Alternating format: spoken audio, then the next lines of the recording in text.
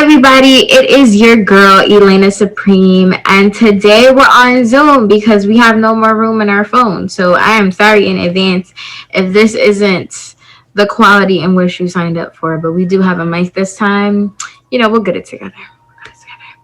But we are back for the next chapter. But before we get into that, again, we got to make our disclaimers. Nothing like having the actual book. Okay, so you definitely want to make sure that you get the actual book. And if you do, I want to know what you think of it. Also, if you're looking into purchasing it, I do have connections where you can get cash back for free for what you were going to do anyway. So we call it economic alchemy around my way. So if you'd like a little bit of economic alchemy without starting a whole new business, let me know and I can definitely get you in touch. Also, I just made an announcement about Glam Lab Maven's beauty class, and that is that we have a new addition to our beauty class. Our beauty of the mind is now going to be focused on epigenetics. And so, without getting into too much of it, as we all feel that our ancestors isn't something of the past, is something very relevant in today's world, and how we feel, we may have memories or dreams of situations that we didn't experience in today's waking life, but it felt like we were there, like we were these people that we may or may not have known. And there is science to back up the truth in which we are our ancestors, and that's called epigenetics. And our epigenetics, so far, clinical research has shown that for humans, it goes dated back to 15 to 20 generations of time. So for the beauty of the mind segment, we will be talking about how we can change our DNA alchemically with the knowledge that we know from quantum physics and neuroscience. So yes, so you want to make sure that you tune in Wednesday, Eastern Standard Time at 5 p.m.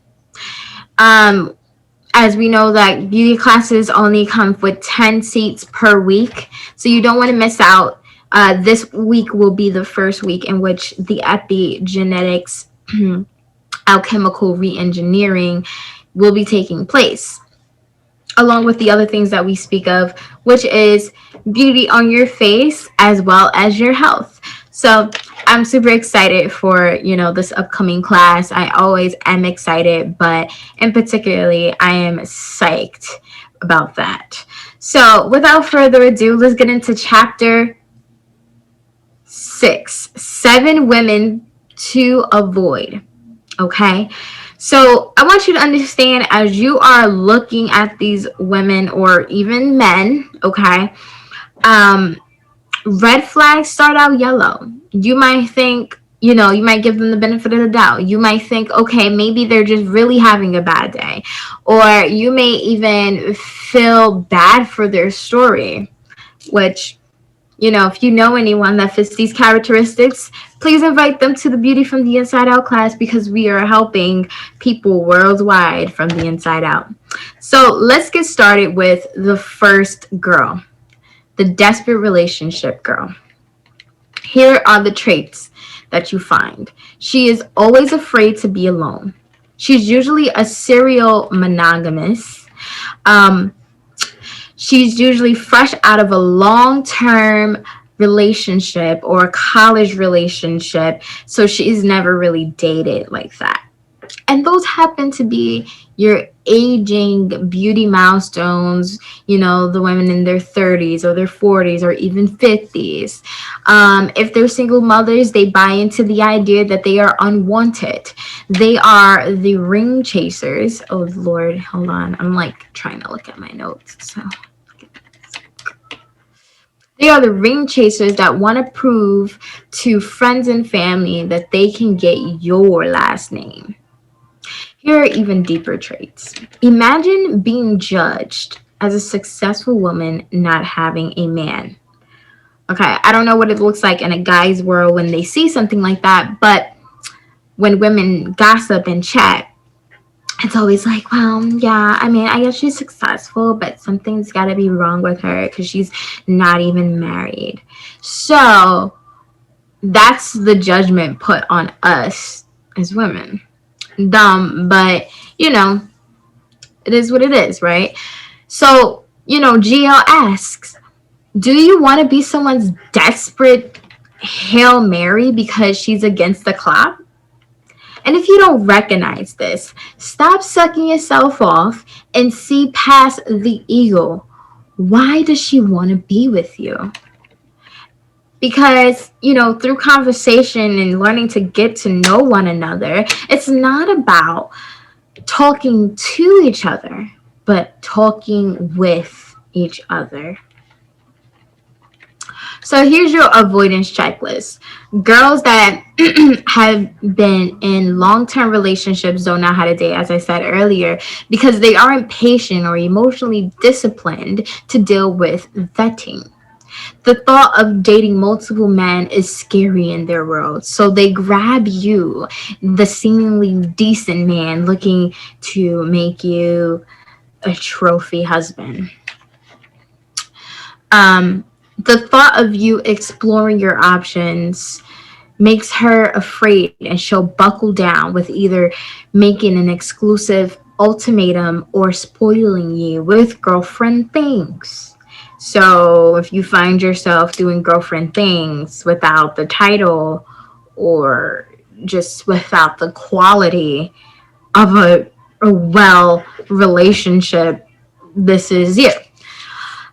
Obvious traits is when a woman keeps bringing up her age and talks where she wants to be sooner than later, showing you her hand because she wants you to take it and be wary of women who introduce you to their kids too fast. Because in their mind, when they're introducing you to their kid, they're like, oh, this is an extra bonus. If they like my kid, that means that they're going to like me more and they're going to stay. If that's not weird for you, then I don't know. Okay. Scouting for a trophy husband, look for jealousy. Be wary of the ones that try to take pictures of you too soon or are dating you because of your job or income, even if y'all don't mesh. Okay. This is a means to an end. It's called having sex for status because you're a known entity or they're clout chasing. This is really familiar with the athletes, the DJs, the ones with the large social media following. So ask, gentlemen, why does she like me? Why does she want to be with me? Okay, and that leads me to the diabolical girlfriend. Usually hurts, loves to emasculate men, and wears the pants in a relationship. And that's because she wants to get revenge. I used to be really close with a girl just like this. Deeper trace. Being emotionally unavailable makes people chase you, no matter who you are, girl, boy, and other. Okay? Normally, it's an act that melts away by the time you get to the deeper dating stage. But these women are an exception to that rule because for every 5 women that claim to be a savage, there's a diabolical girlfriend who has a vendetta ready to get you, okay? She doesn't care about being your girl, okay? These ladies want to bring you to your knees or set your life on fire. Now, they aren't sociopaths. They're just so broken with their lives and embrace the dark side. Okay? Therapy is what they need, but instead, they're going to be trying to date you, hoping that you'll be the next victim on their Sith Lord list. Avoidance checklist. Oh no, hold on. Scroll too much. Scroll. Okay, she doesn't want to date. She just wants to chill. She wants to keep partying, getting messed up. She doesn't want to know what happened, okay? She knows men remember the wild ones instead of the sweet ones. They are into shock value and button pushing. They are usually very pretty or Now, my friend, she was very pretty, and she had some verbal game. In this case, we're talking the pretty, she's either really pretty or she makes up for it verbally. They're often bi, and it's mostly a control issue instead of their true reflection. She'll entice you with stories of her adventures with to women. Her entire objective is to have you join her cult of madness. And once you date her, you'll start to notice her becoming flaky and unapologetic for all of her ish. Okay. And if you push back, she'll cut you off. When she argues, it's dismissive. Now, as we said before, she needs therapy, but instead she's dating you. Okay. She doesn't hate you because she barely even knows you. She hates what you represent. And she wants to see you feel pain and shrink your manhood. This is a this is tactic. Insulting you is a way to get with her to prove her that she's wrong. Or I feel like that was a little bit, my notes probably. Okay, so we're gonna say that again. If you're in a relationship with her and you're, basically calling her out for her BS, she'll insult you and make you feel like you're doing something wrong, when really it's just a reverse psychology. Okay, that's all that it is, to make you feel like you were wrong for basically calling her out and telling her who she is. All right, and don't fall for that. Don't go back into the relationship because you might feel like you're wrong, and that's definitely not the case. Okay. Vetting her, she'll tell you crazy stories, not the emotional connections. The real her is so lost, you'll only see the wow side, the part of her that makes males always praise and women secretly envy. And that is very true. And I really hope that the girl I used to be really close with that was like that gets the help that she needs on, all the levels that's needed, because that's not healthy. Okay. Third, the attention whore. Always bored, friends who all engage in the same behavior, has something to prove to those who doubted her, whether that's a friend, ex-boyfriend, or even her parents. She aspires to be famous, but with no real talent or business plan, and she's obsessed with male validation. Deeper traits. When do women learn about competition? Very young. We learn very young about, competition. And when we do, it's never in a healthy way. Healthy way.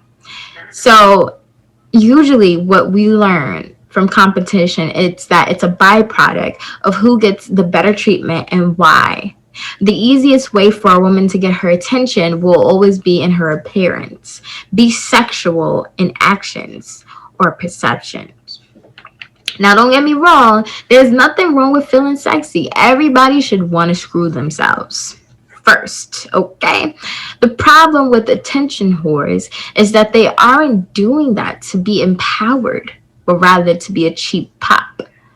Look on how she brags on social media. They usually post things before it happens, or they post the same pic repeatedly with a deep caption that is not relevant at all to what's going on in that picture. Okay, she wants you to always be around her, or you'll be replaced with another man or other men to do that.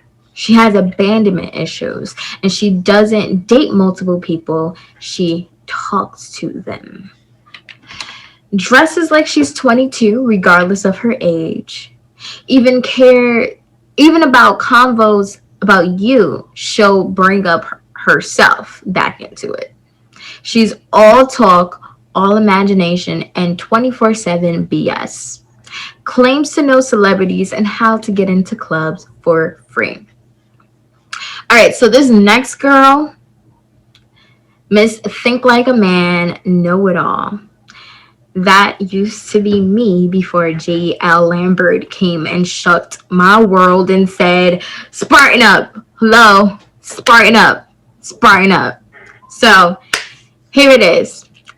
Claim to treat men like men treat women, but only in her mind. Always promotes whole phases but never goes through it. Crazy. Highly opinionated on how men operate but never goes with it. Okay? Through with it. On dates or relationships. Okay? So luckily before this whole shutdown happened, I had my little, if you would call it, whole phase. And we're going to talk about what the whole phase is. So deeper traits. Heartbreak can shake a woman, okay, of all of her innocence and her belief in romance. But you should grow wiser and not bitter. It's not the fairy tale that crushes. It's that you have to pick your Prince Charming, not wait for some glass slipper situation, okay? She instead places the blame on men and claims to be a man eater. What this act is that they are afraid, they're confused, and they're hurt. Um, that, what they wanted was not something that they got. And they think that emulating what their ex, was, or even if it wasn't their ex, just the stories that they've heard about men will get, them to where they want to be in a relationship. Okay. So let's talk about real whole phases. Real whole phases isn't about having sex with everybody, but rather a do what you want attitude without the fear or perception. Okay, that's what it is. It's true freedom, breaking free from the chains of being in a bubble and the ladies' code and all of that. And if I do this, then so and so's gonna look at me like that. And no, you choose what the hell you want in this life. You live alone, you die alone, and your life is truly yours, okay? Your life is truly yours. And if you don't know, you need to watch the Sparring Up series. Okay, I made a playlist. Okay, so she will act like she doesn't want you and then ask where this is going on later. She claims she knows men because she has brothers and friends. That used to be my thing. And if you watch the first video after the review on Men Don't Love Women Like you're here. I said exactly that. But if that were true, why is she in the college freshman boat? They heard other women swear by, but never tried to test drive, talking about all these different, ways to have a relationship or, to get what you want, okay? She isn't crazy. She's just confused. She doesn't think like a man, rather a defensive girl. So look for confrontation dispositions about men and their actions. A couple of these remind me of the extreme feminist group. Okay. She always keeps a resting bee face on the street, but if you see past that, she'll not only give you her number, but it be extremely into you in no time. She's a prime candidate for first date sex. So look out for those who make power statements and do other things. Okay. Long story short, all of these different girls get vanilla real fast and it's not worth the trouble. Okay. The pushover. She's enabling, overly submissive, happy to get along and won't challenge you very often. She apologizes when it's not their fault. Okay. Like she apologizes for no reason. Always wanting to figure out what girls do that guys like or don't like. Believes in old-fashioned gender roles. Her personality, vanilla. Trauma has caused her to dial down who she is and become what others want her to be. Her goal is to be nice to gain acceptance. What we call now the pick-me-sha. Sometimes it's an attention whore way or an honest lack of standards. I'll do anything for my man kind of girl. She's not a girlfriend in the making. She's a zombie with a vagina. Okay? That's what you need to know. So pay attention about how accommodating she is. The I don't know, what do you think? Spineless, okay? She will allow a situationship and treat you like a boyfriend.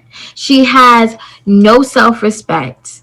And men, as we know, that gets really boring really fast, okay? Now, coming into number 5, the scammer. Money is the motivation, not love. Everything is a business opportunity. But she's still liable to fall for you if you live up to the fantasy of making her a kept woman. Deeper traits. Every woman likes to be pampered and spoiled. And in the real world, women are concerned with graduating into the loving relationship. So many don't rock the boat for gifts or treatment. Women don't ask for nothing. Men don't mind doing for their women, but ego keeps them from asking because they don't want to come off as needy. That's Anyway, a sugar daddy that looks good, a trick that doesn't want sex. It's a reality for some and a dream for others. Regardless of where you are in regards to finances, gentlemen, most won't be good in any terms of gold digging or digging for gold, if you will. That's because they're called scammers, not hoes, because they are basic and easy to read. These girls hustle backwards and usually won't last a year. They think they're so smart, so you can use their minds against them. And some have sex for free, thinking that's how you get to the wallet. Avoidance checklist. Pay attention to how fast a sad story is thrown at you. Usually it's either the first or the second date. Ask about her degree if she's in school or her job, not her title, as into what she does. See her life story. Listen to what she asked for, and you'll see her scam. Number 6, sugar baby. But they want money without giving up the sugar or give up the sugar before a spending routine. Kind of like a scammer, if you will. Okay? um, if her sexual tease comes off with the condition of you doing something for her, she's a worker. Overly sexual and then having an excuse to leave.